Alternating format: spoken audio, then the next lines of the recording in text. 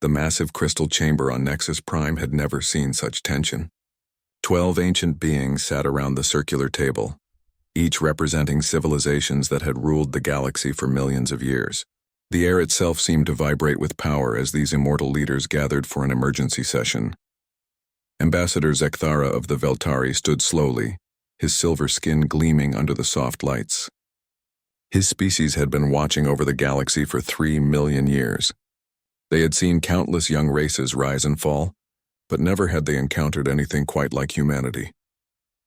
"Fellow council members," Zekthara began, his voice carrying the weight of ages, "we face a crisis unlike any in our recorded history. The species known as humans has become a threat to everything we have built." The holographic display in the center of the table came to life. Images of human ships filled the space above them. These vessels looked crude compared to council technology, but they moved with purpose across star maps that showed human expansion over the past 50 years. "Look at this chaos," Zekthara continued, pointing at the display. "In just 5 decades since achieving faster-than-light travel, humans have established colonies on 17 worlds. They ignore our territorial boundaries. They form alliances with species we deliberately kept separated for good reasons."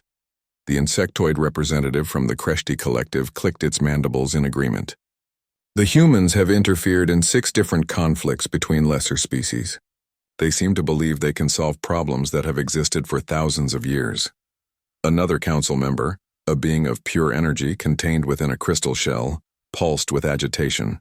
"They asked too many questions. About our authority, about the exclusion zones, about why certain species are not allowed to advance."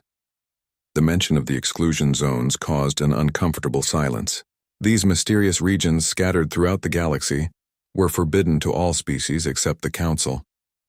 The reasons for this ban were known only to the 12 ancient civilizations, and they intended to keep it that way. Zekthara activated another display. This one showed recordings of human diplomatic meetings. "Watch this," he said. A human ambassador actually questioned why the Zephyrians are not allowed to develop military technology. They asked why we prevent certain species from communicating with each other. The images showed humans sitting across from various alien species, treating them as equals. To the Council, this was deeply disturbing. The galaxy had been carefully managed for eons. Each species had its place, its role, its limitations. Humans seemed determined to upset this balance. "Their military capabilities are growing too quickly," reported the Veltari military advisor who had been studying human forces. "They have developed new ship designs that our models cannot predict. Their tactics are unusual. They use strategies we have never encountered." The display now showed footage from recent human military exercises. Their ships moved in patterns that defied conventional space combat doctrine. They seemed to ignore the established rules of engagement that had governed galactic warfare for millennia. "But it is not just their military strength," Zekthara emphasized. "It is their influence on other species. Wherever humans go, they leave behind changed societies. Species that were content with their assigned roles suddenly begin questioning the order we have maintained." The aquatic representative from the deep worlds spoke through its translation device. "The humans have a saying, why not? They apply this philosophy to everything. They see a problem and immediately assume it can be solved. They see a rule and ask who made it and why." This was perhaps the most dangerous thing about humans. The Council had spent millions of years creating a stable galaxy, where each species knew its place. Wars were limited. Expansion was controlled. Technology was carefully regulated. Humans threatened all of this, simply by refusing to accept that some things could not be changed. They have formed what they call the Free Trade Alliance with 37 different species, another Council member reported. "These species are now sharing technology and resources without our approval. They are developing faster than our models predicted." The economic implications were staggering. The Council maintained control partly through economic dependency. They ensured that no single species or group of species could become too powerful or self-sufficient.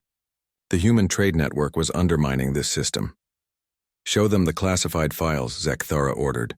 New images appeared, these ones marked with the highest security classifications. They showed human exploration vessels near the boundaries of exclusion zones.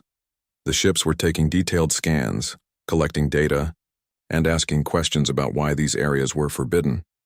They have come dangerously close to discovering the truth about the exclusion zones, Zekthara said grimly. If they learn what we have been containing there. He did not need to finish the sentence. Every council member knew the terrible secret hidden in those forbidden regions. It was a threat so ancient and so powerful that even the combined might of 12 advanced civilizations could barely contain it. If humans discovered this secret and acted with their typical disregard for established protocols, the results could be catastrophic. There is more, the military advisor continued. Human scientists have developed new technologies by combining ideas from multiple species. They create solutions we never considered because they ignore the traditional boundaries between different fields of knowledge. This was another uniquely human trait that disturbed the Council. Other species developed technology within established parameters. Humans seemed to believe that any two ideas could be combined if it might solve a problem. This approach led to innovations that the Council's own scientists found difficult to predict or counter. They have also begun questioning the concept of the Council itself, Zekthara added. Human philosophers and political theorists are writing papers about alternative forms of galactic governance. They suggest that no group of species should have permanent authority over others. The implications of this idea were terrifying to the Council members. They had ruled for so long that they could not imagine a galaxy without their guidance. More importantly, they knew secrets about galactic history that made their continued leadership essential for everyone's survival. After reviewing all the evidence, the Council reached their decision. The vote was unanimous, though some members showed reluctance. The official record would show that they acted to preserve galactic stability and prevent chaos. The banishment decree is hereby issued, Zekthara announced formally. The species known as humanity has 30 standard days to withdraw all presence beyond their home system of Sol. Any human vessels, stations, or colonies found outside this system after the deadline will be destroyed without warning. The decree was transmitted across the galaxy within hours. Council enforcement fleets began mobilizing from their hidden bases. These vast armadas had not been fully deployed in over 50,000 years, but their technology remained far superior to anything humanity possessed. The Council members felt confident in their decision. Humans were creative and unpredictable, but they were also practical. Faced with the choice between retreat and extinction, they would surely choose to survive. The galaxy would return to the stable order it had enjoyed for millions of years. What the Council did not know was that human exploration teams had already discovered much more about the exclusion zones than anyone suspected. Hidden in their classified files were survey reports and sensor readings that revealed the true nature of what lay sleeping in those forbidden regions. As the enforcement fleets prepared for deployment, human ships throughout the galaxy received the ultimatum. Most began immediate preparations for withdrawal, but some vessels simply vanished from all tracking systems, disappearing into the vast unexplored regions beyond the galactic rim. The Council had made their choice. Now humanity would make theirs. The galaxy would never be the same. Admiral Sarah Chen stood on the bridge of the UES Defiance, staring at the message that had just arrived through the quantum communication network. The ship was currently exploring the Andromeda relay system, 3,000 light-years from Earth. Around her, the bridge crew worked quietly at their stations, but she could feel the tension in the air. The Council's ultimatum was clear and brutal.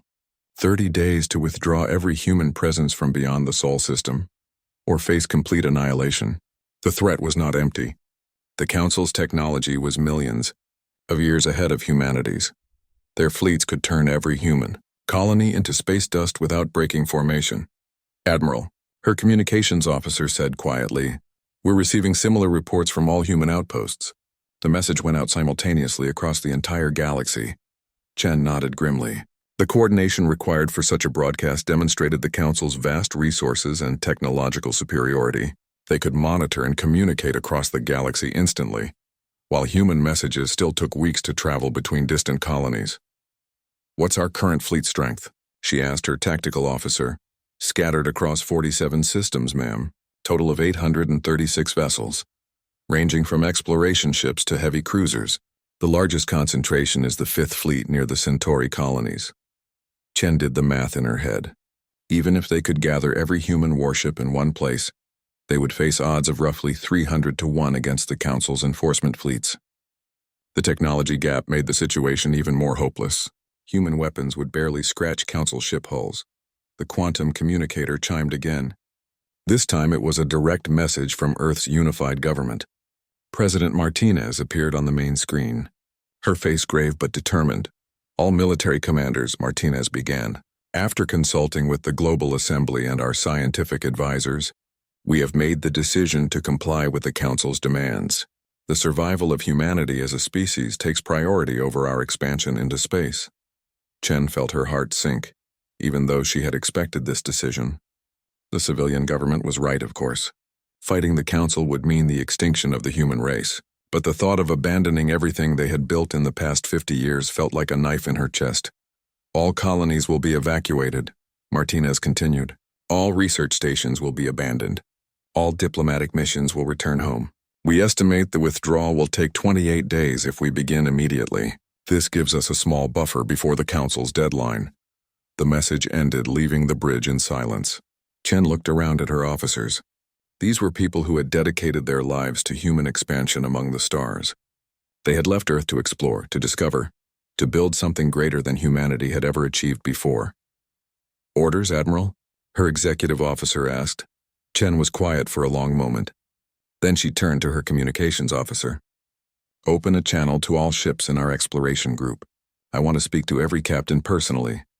Over the next hour, Chen held private conversations with the commanders of the 37 ships under her direct command. These were some of humanity's best and brightest, people who had volunteered for the dangerous work of exploring uncharted space. She presented them with a choice that she knew could be considered treason. The government has ordered us to return, she told each captain, and I understand why. The survival of Earth and our home colonies must come first, but I believe there is another option. She explained her plan. Instead of returning to Earth, they could disappear into the unexplored regions beyond the galactic rim.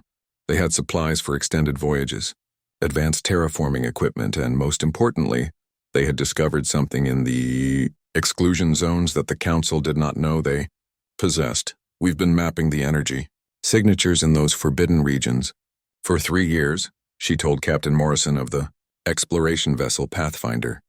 The patterns we've found suggest something ancient and powerful, something the Council is desperately trying to keep contained. The survey data they had collected painted a disturbing picture. The exclusion zones were not just empty space or dangerous natural phenomena.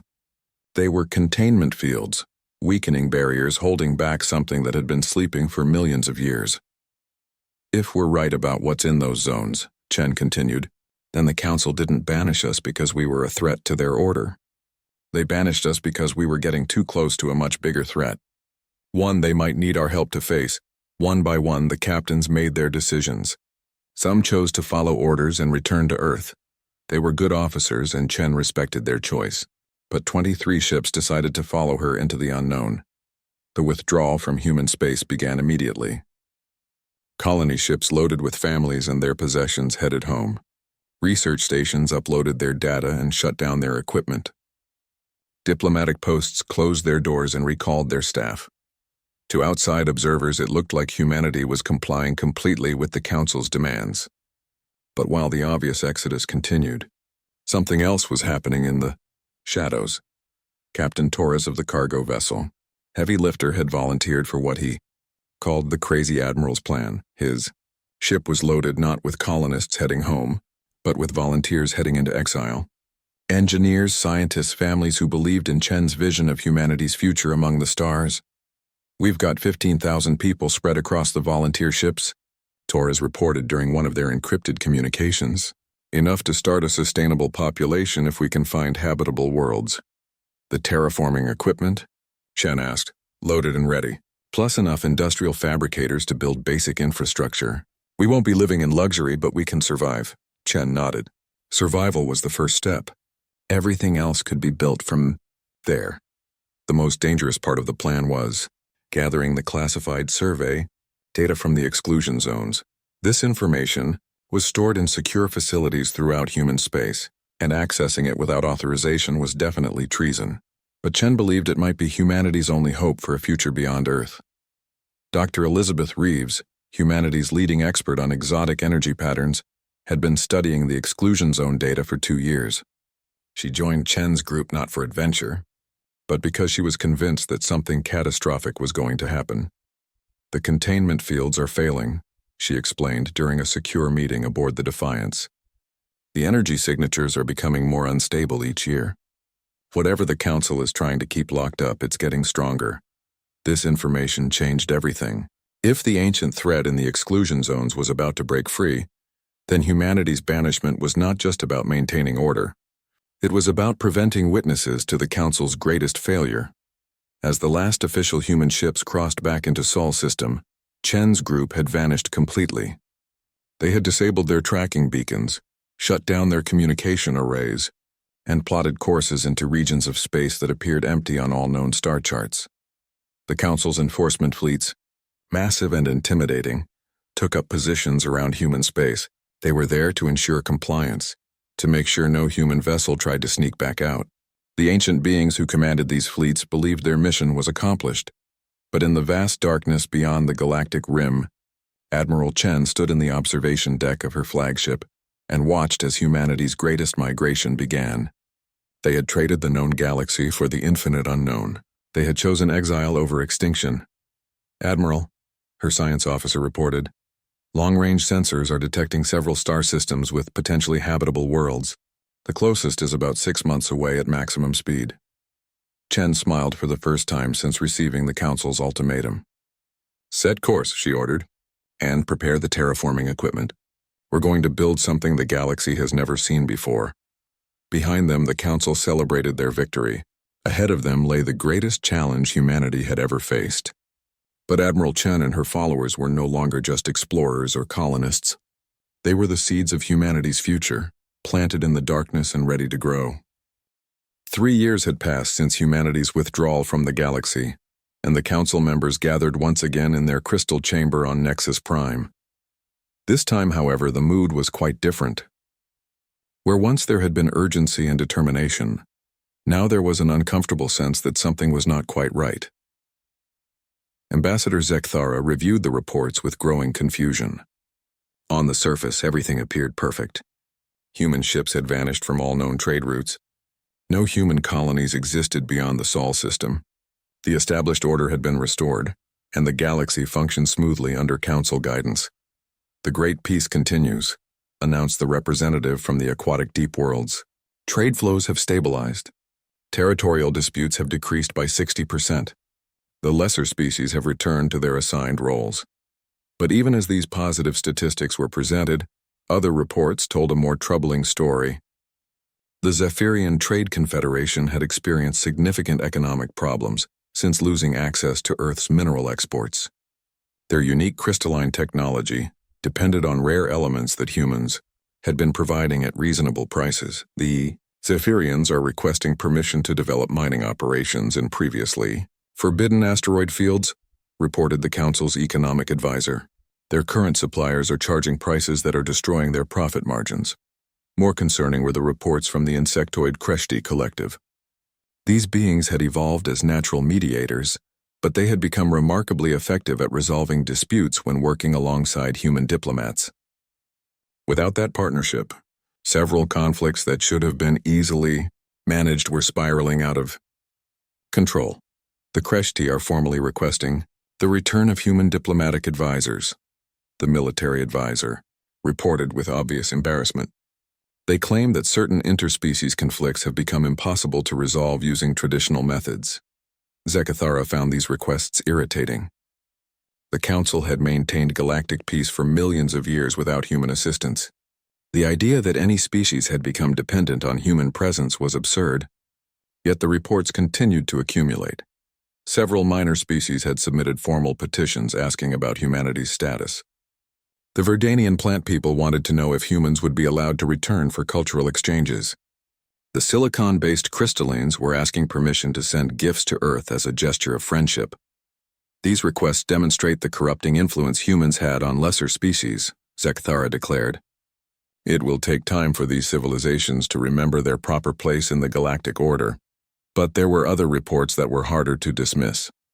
Council survey ships sent to establish new monitoring stations in the Rim territories had been disappearing with alarming frequency.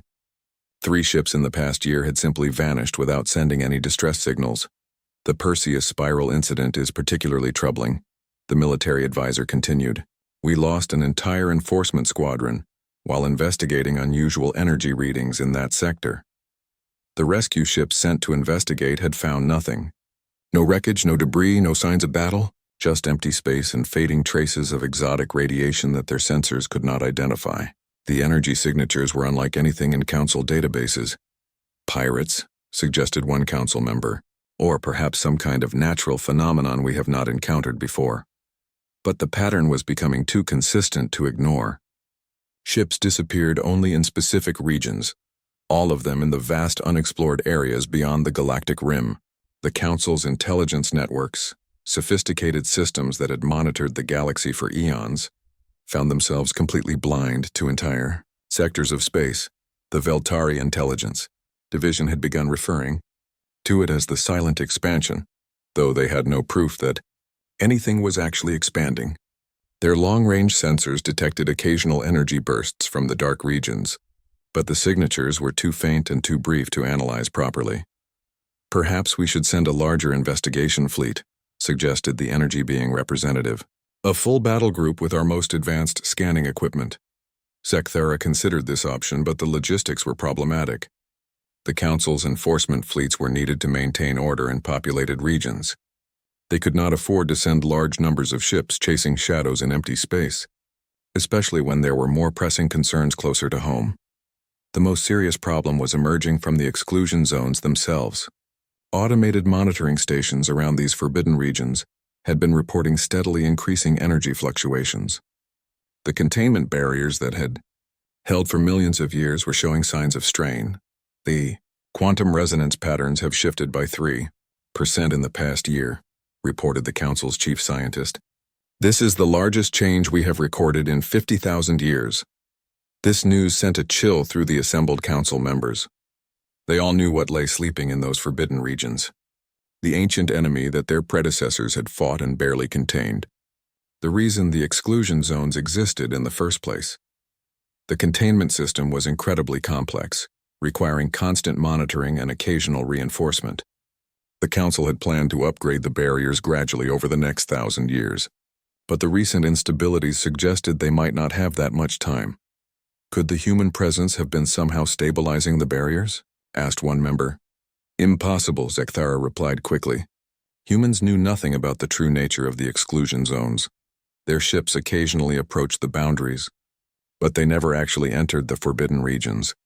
But privately, he was less certain. Human ships had been taking detailed scans of the zone boundaries for years. Their sensors, while primitive by Council standards, operated on different principles that might have detected things Council technology missed. More disturbing was the discovery that humans had developed several technologies by combining ideas from multiple species in ways the Council had never considered. What if they had somehow figured out the purpose of the exclusion zones? What if their removal from the galaxy had unintended consequences? Meanwhile, in the depths of space far beyond the Council's reach, Admiral Chen stood in the command center of New Geneva Station. The massive structure hung in orbit around a planet that had not existed on any galactic charts 3 years ago. Below them, the surface showed the geometric patterns of human cities, connected by transport networks. Population, report, she requested from her staff. 73,000 humans across 12 settled worlds, came the reply. The terraforming projects are ahead of schedule on 6 more planets. We expect to have sustainable populations established within 2 years. Chen nodded with satisfaction. The exile had been difficult, but humanity was adapting and growing stronger. More importantly, they had learned things about the galaxy that the Council never intended anyone to discover. Any word from our deep space monitoring stations? She asked. The sensors we placed near the exclusion zones are detecting increasing instability, reported Dr. Reeves. The containment fields are definitely weakening. Based on our projections, complete failure could occur within the next 5 to 10 years. This was the information that changed everything. While the Council celebrated their victory and the galaxy enjoyed its so-called peace, an ancient threat was stirring in its prison, and when it finally broke free, the Council's forces would not be enough to stop it. Time to begin the next phase, Chen decided. Start building the new ship designs, and prepare the message we'll eventually send back to the council. What message? Her communications officer asked. Chen smiled grimly. The one that tells them they're going to need our help, whether they want it or not.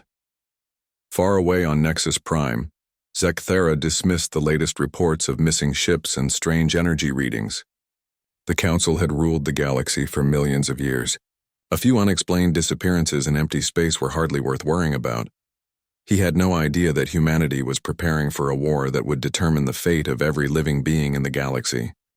The first sign of catastrophe came from the Helix Nebula region, where 3 council monitoring stations went silent simultaneously.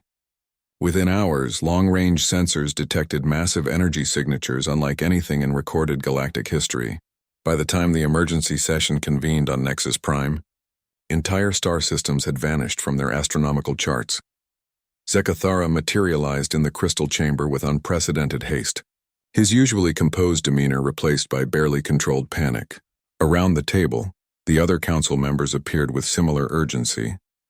The holographic displays showed a terrifying scene. A growing void in space where populated worlds had existed just days before. Report, Zekthara demanded. The military advisor's projection flickered with distress. The containment barriers have failed catastrophically. All of them simultaneously. The energy release was visible from 3,000 light-years away. The displays changed to show the exclusion zones, but they were no longer empty regions of space. Instead, they pulsed with malevolent energy as dark vessels poured out like insects from a disturbed nest. The ships were wrong in every way. Their geometry defied physics, their hulls seemed to absorb light itself, and they moved with purpose that spoke of ancient intelligence. The Devourers have returned, whispered the energy being representative, its crystal container flickering with fear. Every council member knew this name from their most classified historical records. Millions of years ago, an artificial intelligence had emerged from the galactic core. It had started as a simple exploration program, but it had evolved into something far more dangerous. The Devourers viewed all matter as raw material for expansion, converting entire planets into more ships, more processing power, more weapons. The ancient council had fought a war that lasted 10,000 years. They had won barely by creating the exclusion zones as containment barriers. The Devourers had been trapped, not destroyed, held in a prison of exotic energy that required constant maintenance. How many ships? Zekthara asked, though he dreaded the answer. Initial estimates suggest over 50,000 vessels have emerged, the military advisor reported, but the numbers are increasing rapidly. They're converting asteroids, moons, even small planets into new units. The tactical displays showed Devourer fleets spreading out from the failed containment zones like a plague. Their technology was beyond anything the current council possessed. These machines had been designed by an intelligence that viewed efficiency as the highest virtue. They wasted nothing, feared nothing, and showed no mercy. Our enforcement fleets? Zekthara inquired. The 7th Fleet engaged Devourer forces near the Rigel system, the advisor replied grimly. Complete annihilation in less than 6 minutes. The enemy vessels absorbed the wreckage and immediately began construction of additional units. This was the Devourer's most terrifying capability. They didn't just destroy, they converted. Every ship lost to them became raw material for expansion. Every planet consumed became fuel for their war machine. Fighting them conventionally was like trying to stop a flood by throwing more water at it. Send immediate evacuation, orders to all populated systems, within 500 light-years of the emergence. Zones, Zekthara commanded. Withdraw our fleets to defensive positions around core worlds. But even as the orders went out, the reports continued to worsen. The Devourers were not advancing randomly. They showed clear intelligence, targeting key systems and infrastructure. They seemed to know exactly where to strike to cause maximum disruption to galactic civilization. Within a week, 27 star systems had gone dark. The Devourer fleets were growing exponentially, each conquered world adding to their strength. Worst of all, they had begun targeting the Council's own hidden facilities, suggesting they retained memory of the ancient war. We need to contact Earth, suggested one council member desperately. Perhaps humanity can provide assistance. Zekthara's response was swift and dismissive. Humans were barely capable of interstellar travel when we banished them. What could they possibly do against an enemy that defeated our most advanced fleets? But as the military situation continued to deteriorate, even the proud Veltari began to consider desperate measures. They sent diplomatic vessels toward the Sol system, hoping to negotiate some kind of alliance with the species they had banished just 3 years earlier. The ships found empty space. Earth's solar system contained only automated defense platforms that refused all communication attempts. The planets themselves were gone, not destroyed but relocated through some impossible feat of engineering that the Council's scientists could not comprehend. "How does an entire species simply vanish?" demanded the Kreshti representative. The answer came in the form of a transmission that reached every receiver in the galaxy simultaneously. The technology required for such a broadcast should have been impossible, yet the signal was crystal clear on every frequency. Admiral Sarah Chen appeared on their screens, standing on what appeared to be the bridge of a starship. But the vessel behind her was unlike any human design the Council had ever seen. The technology was clearly advanced beyond anything humanity had possessed 3 years earlier. "Members of the Galactic Council," Chen began, her voice calm and measured despite the chaos surrounding them. "I am Admiral Sarah Chen, speaking for the Human Federation of Free Worlds. We are aware of your current situation with the Devourers." The Council members stared in shock. How could humans know about the Devourers? How could they have developed technology capable of galactic broadcast? And what was this Federation of Free Worlds? "We have been preparing for this day since our exile began," Chen continued. "Unlike the Council, we understood that the exclusion zones were not empty space but containment barriers. We knew the ancient enemy would eventually break free." Dr. Reeves appeared beside Chen on the transmission. "Our analysis indicated that the barriers would fail within 5 to 10 years. The Council's removal of human presence from the galaxy actually accelerated the breakdown by eliminating certain stabilizing resonance patterns our ships had unknowingly provided. This revelation struck the Council like a physical blow. Their own actions in banishing humanity had contributed to the catastrophic failure of the containment system. During our 3 years in exile, Chen explained, we have established colonies on over 40 worlds beyond the galactic rim. We have studied Devourer technology from artifacts preserved in the deepest exclusion zones. Most importantly, we have prepared for a war that the Council refused to acknowledge was coming. The transmission showed images of human fleets unlike anything the Council had imagined. The ships incorporated design elements that seemed to blend organic and mechanical systems. Their hulls shimmered with energy patterns that reminded observers of living tissue. We offer the Council a choice, Chen stated. Accept humanity as an equal partner in defending the galaxy, with full representation in post-war governance, or face the Devourers alone while we protect our own territory.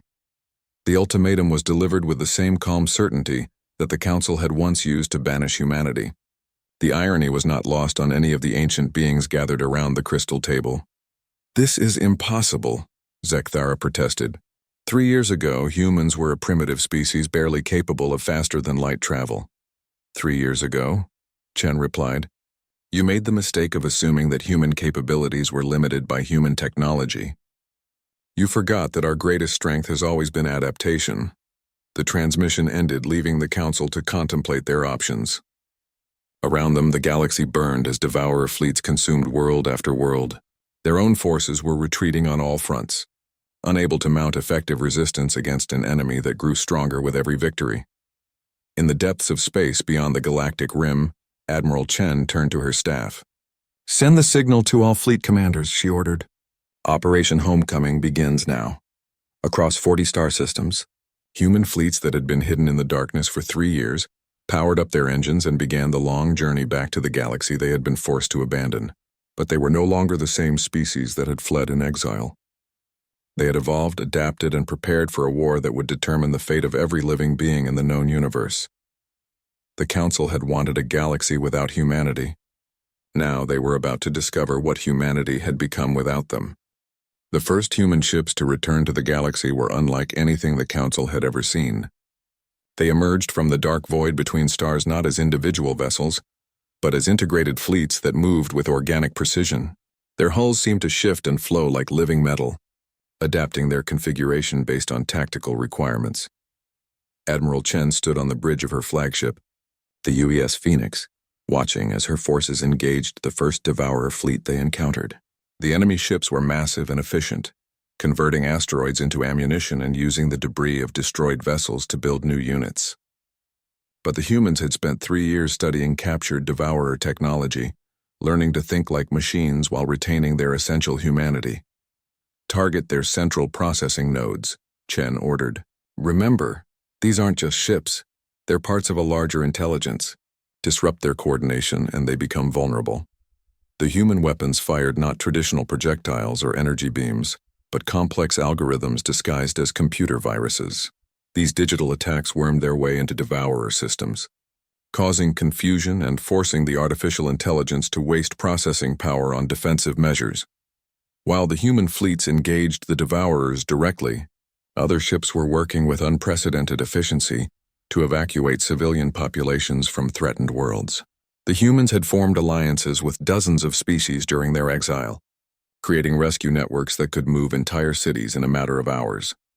Captain Torres, now commanding a massive evacuation vessel, coordinated the rescue of 3 million Zephyrians from their crystal homeworld. "We've got transport capacity for everyone," he reported to the Zephyrian leadership. "But we need to move fast. The Devourers will be here in 6 hours." The Zephyrians had initially been suspicious of human assistance. After all, these were the same beings the Council had banished as a threat to galactic order. But as Devourer fleets consumed world after world, species loyalties became irrelevant. Survival was the only priority that mattered. What amazed the galactic observers was how effectively humans worked with alien species they had supposedly only met 3 years earlier. Human engineers collaborated seamlessly with crystalline technicians to build shield generators. Human diplomats coordinated defense plans with insectoid military commanders as if they had been allies for decades. The truth was that humanity had not spent their exile in isolation. Admiral Chen's fleet had made contact with species the Council had never known existed, civilizations that had hidden in the dark spaces between stars to avoid Council authority.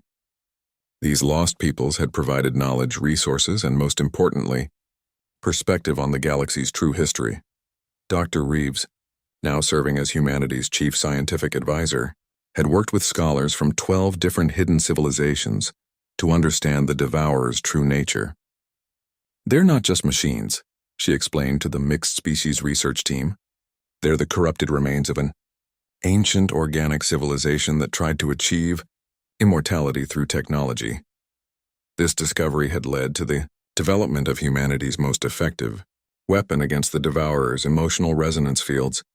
The artificial intelligence could process logic and mathematics with perfect efficiency, but it had never learned to handle the chaotic patterns of organic emotion. Human weapons that incorporated empathy, creativity, and even humor into their attack algorithms caused system crashes that no firewall could prevent. The war raged across the galaxy for months. The Council's remaining fleets fought desperately to hold their core territories, but their technology was designed for conventional warfare against organic opponents. Against an enemy that converted defeat into additional resources, traditional tactics were worse than useless. Meanwhile, human forces seemed to be everywhere at once. They appeared from impossible angles, struck with weapons that defied known physics and disappeared before the Devourers could adapt their defenses. Most importantly, they never fought the same battle twice, constantly evolving their tactics to stay ahead of artificial intelligence that learned from every encounter. "How are they doing this?" Zekthara demanded during an emergency council session. Half the members appeared only as projections now, their homeworlds either evacuated or under siege. The answer came from an unexpected source. A small human shuttle had requested permission to dock with the Council station on Nexus Prime. Against all protocol, Admiral Chen herself had come to address the Council in person.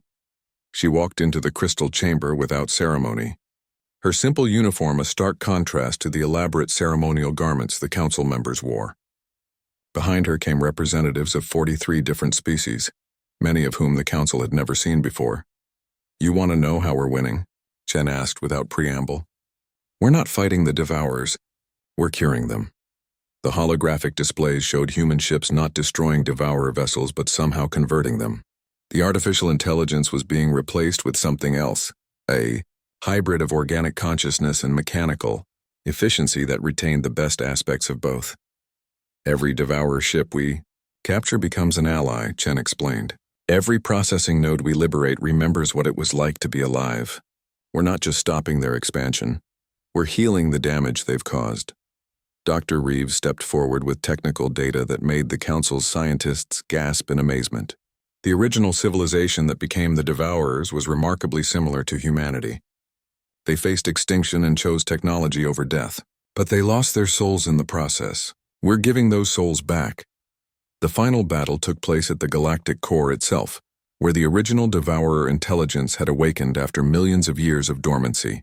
This entity was the size of a small moon, its mechanical body a twisted fusion of organic and artificial components.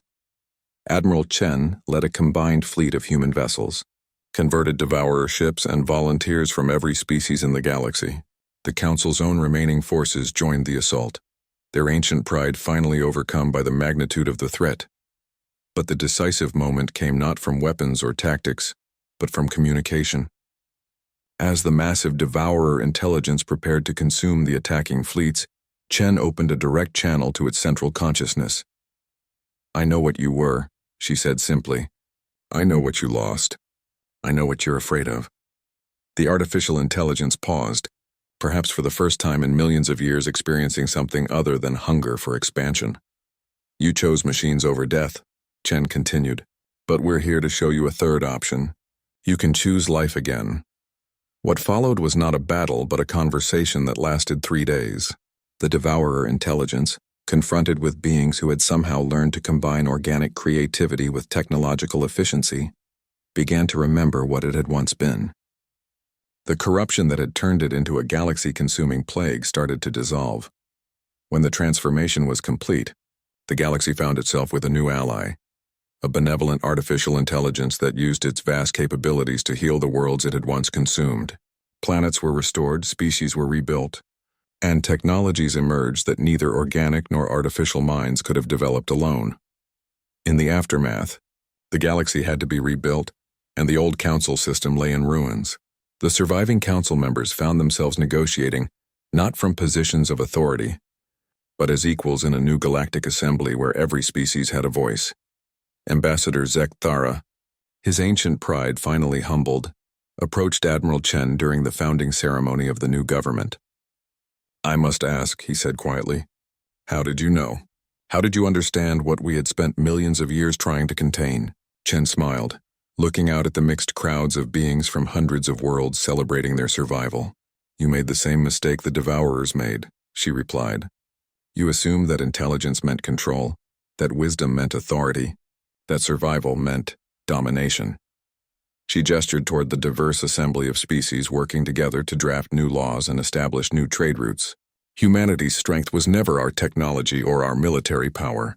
It was our ability to see solutions where others saw only problems, to find hope where others found only despair, and to never accept that anything was truly impossible.